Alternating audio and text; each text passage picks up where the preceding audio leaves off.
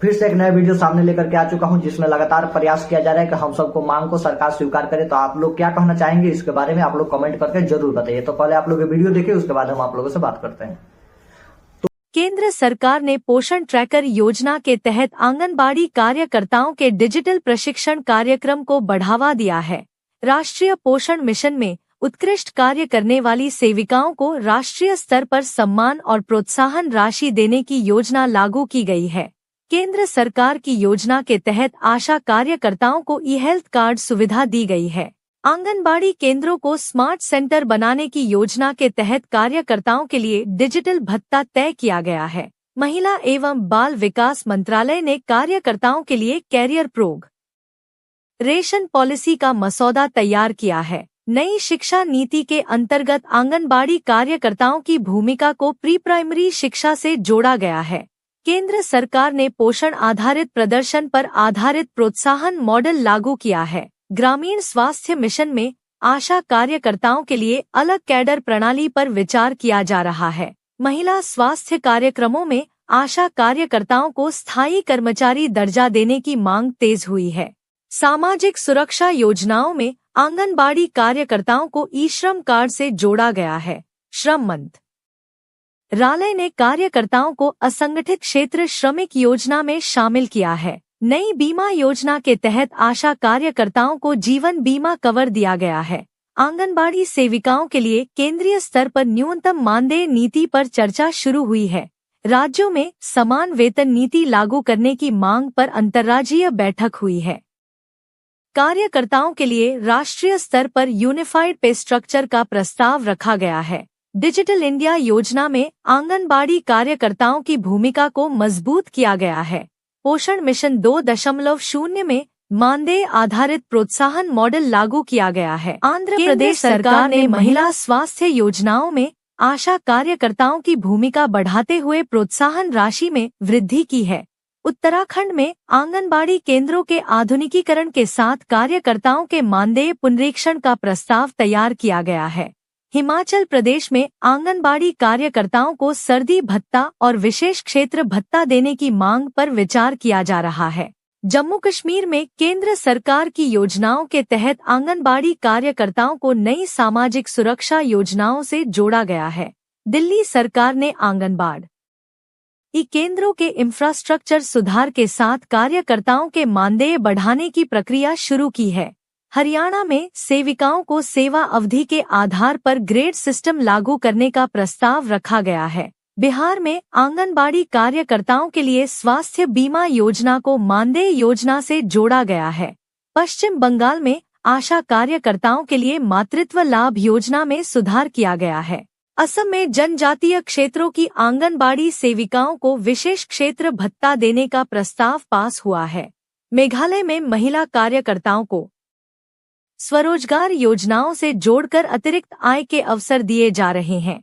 त्रिपुरा में आंगनबाड़ी कार्यकर्ताओं को प्रशिक्षण प्रमाण पत्र के आधार पर अतिरिक्त प्रोत्साहन राशि दी जा रही है। मणिपुर में पोषण अभियान के अंतर्गत कार्यकर्ताओं के मानदेय में विशेष बोनस योजना लागू की गई है। नागालैंड में दूरस्थ क्षेत्रों की आशा कार्यकर्ताओं को विशेष जोखिम भत्ता देने का निर्णय लिया गया है। मिजोरम में आंगनबाड़ी सेविकाओं के लिए आवास सहायता योजना लागू की गई है।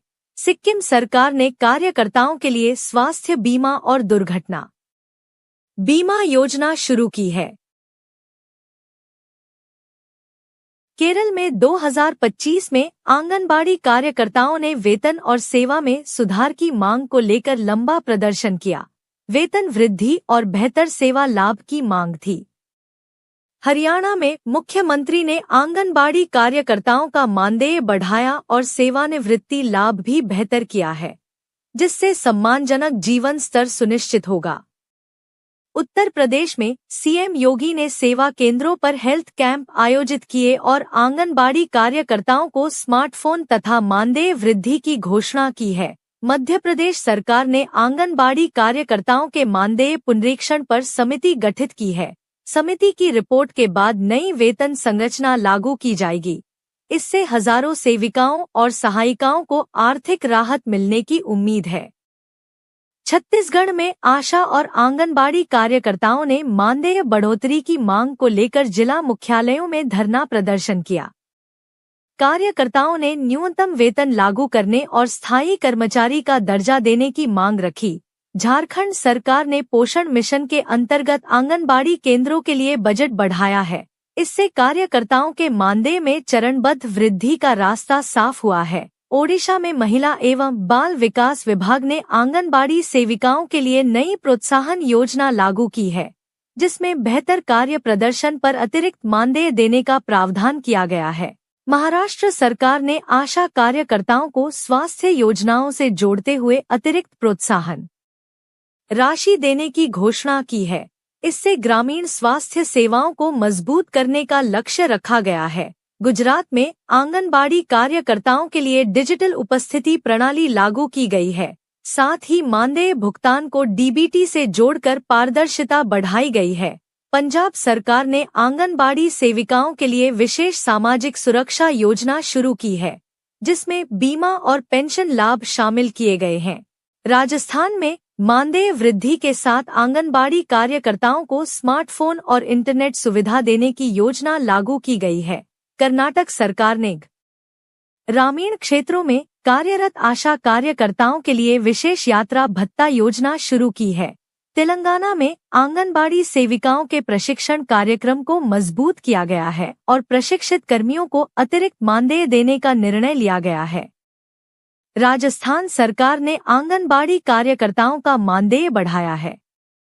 अब सेविकाओं का मानदेय 7,000 रुपए से अधिक हुआ है। यह निर्णय वित्त विभाग की मंजूरी के बाद लिया गया। पश्चिम बंगाल में चुनाव से पहले लक्ष्मी बंदर योजना के तहत आंगनबाड़ी एवं आशा कार्यकर्ताओं का मानदेय बढ़ाया गया है। यह सामाजिक कार्यकर्ताओं के समर्थन में किया गया कदम है। उत्तर प्रदेश के मुख्यमंत्री योगी आदित्यनाथ ने कहा है कि आंगनबाड़ी और आशा कार्यकर्ताओं का मानदेय हर महीने निश्चित तारीख को समय पर दिया जाए। सरकार प्रक्रिया को सरल बनाने की तैयारी में है। कांग्रेस नेता सोनिया गांधी ने संसद में आंगनबाड़ी एवं आशा कार्यकर्ताओं के वेतन में वृद्धि और समय पर भुगतान की मांग उठाई है। उन्होंने केंद्र से बेहतर मानदेय की अपील की। सोनिया गांधी ने राज्यसभा में कहा कि आंगनबाड़ी और आशा कार्यकर्ताओं का वेतन दोगुना होना चाहिए और बहाली भी बढ़ाई जानी चाहिए। इससे सेवा की गुणवत्ता बेहतर होगी। चेन्नई, तमिलनाडु में आंगनबाड़ी कार्यकर्ताओं ने माहवारी अवकाश और वेतन वृद्धि की मांग को लेकर प्रदर्शन किया है। वेतन बढ़ाने और सेवा शर्तों में सुधार की मांग है। तमिलनाडु में मध्याह्न भोजन और आंगनबाड़ी कार्यकर्ताओं के लिए पेंशन और रिटायरमेंट लाभों में वृद्धि का ऐलान किया गया है। पेंशन 2,000 रुपए से बढ़कर 3,400 रुपए हुई है। तमिलनाडु में कामकाजी महिलाओं के विरोध प्रदर्शन पर पीएम के अध्यक्ष ने सरकार पर कठोर प्रतिक्रिया दी है। उन्होंने कार्यकर्ताओं की मांगों को पूरा करने और वार्ता की अपील की है। बिहार के सीएम नीतीश कुमार ने घोषणा की है कि आंगनबाड़ी सेविकाओं का मानदेय सितंबर से 9,000 रुपए तक बढ़ाया जाएगा और सहायिकाओं को 4,500 रुपए मिलेगा। बिहार में सेविकाओं और सहायिकाओं के मानदेय में वृद्धि का निर्णय स्थानीय विकास और पोषण सेवाओं को मजबूत करने के लिए लिया गया है। इससे लाभार्थियों की संख्या बढ़ेगी। बिहार सरकार ने विधानसभा चुनाव से पहले आंगनबाड़ी कार्यकर्ताओं के मानदेय को बढ़ाकर 9,000 रुपए किया है। यह महिलाओं की सेवा और पोषण को बेहतर बनाने का प्रयास है। कई राज्यों में आशा और आंगनबाड़ी कार्यकर्ताओं का मानदेय बढ़ाने के प्रस्ताव पर चर्चा चल रही है, जिससे 2026 के बजट में और बढ़ोतरी की उम्मीदें हैं। तो वीडियो में लगातार प्रयास किया जा रहा है कि हम सबको मांग को स्वीकार किया जाए। तो आप सब इसके बारे में क्या राय देंगे, आप लोग कमेंट करके जरूर बताइएगा दोस्तों।